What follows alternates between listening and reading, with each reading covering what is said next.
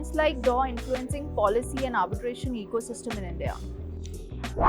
Brilliant question, and I think this is not something which is futuristic. It already has influenced a lot of policy making.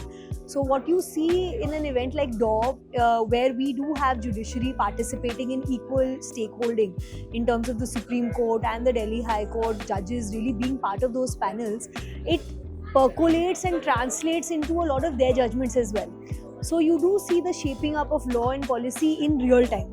So definitely DAW is something which has already done this, and I think now in its further editions it continues to do this. How do you see please tell me the Indian perspective in terms of use of artificial intelligence in arbitration? Okay, that's also a very interesting question and also a very difficult one. Because what is happening is now there's a lot of hue and cry about how AI is going to come in and change everything, and arbitration really is going to become much more predictable because you're going to be able to put those documents in and tell what the fate of the award is. I believe we must take a little step back.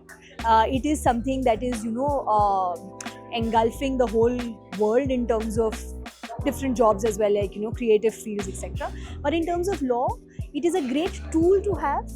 Yes, for your document production, for review of documents, for understanding what the other side is saying, for a brief setup for your basic case. But from a perspective of AI really taking over the world of arbitration in terms of writing the awards or even as writing the pleadings for that matter, I don't think we are there yet, and we shouldn't be there yet. Maybe after 5 years? What will you say? I would say never, because there is a human element involved. Of course, that's a lawyer talking, Kajal.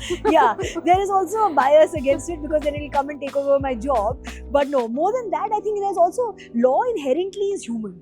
It's not technical, it's not transactional, it's inherently human. And I think people need to understand that this bubble will die down, it will flatten out, and I think they will. Are there any specific reforms that India think are critical to compete with established seats of arbitration like Singapore, London?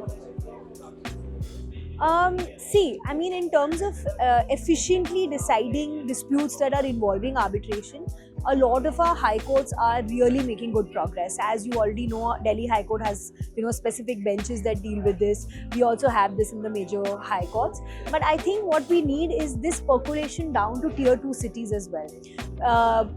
The best practices of arbitration should be percolated down to these cities, because there are matters there that are going for arbitration which are not being handled as, I would say, in terms of international best practices as they should be. So I think step one is that more percolation on other cities and other types of arbitration. I would also say maybe specialized benches is really a good thing. What we can take away from these jurisdictions, because again your turnaround time becomes better. We already have something like that, but I think maybe take a step further and have separate courts in itself for arbitration and arbitration related litigation. I think that would go around. What is the future of arbitration in India after 5 years? I see it just growing, and I think the reason is, so we did have complications in terms of cost barriers, resources barriers in the past, and those have been handled by a lot of these amendments to the act. What I do feel is parties are realizing that yes, even though it may look expensive, but when you look at a macro picture, when you look at the whole process of litigation, it will be beneficial to you as a stakeholder. So I see it progressing leaps and bounds. I want it to progress leaps and bounds, and I think it will. And like I said, the other commercial hubs of the country are catching up. They are now having great arbitration centers. You have great ones in Chennai, Bangalore, which are furthering the cause, and it's all upwards from here. So tell me something, what are the major key takeaways from today's training session?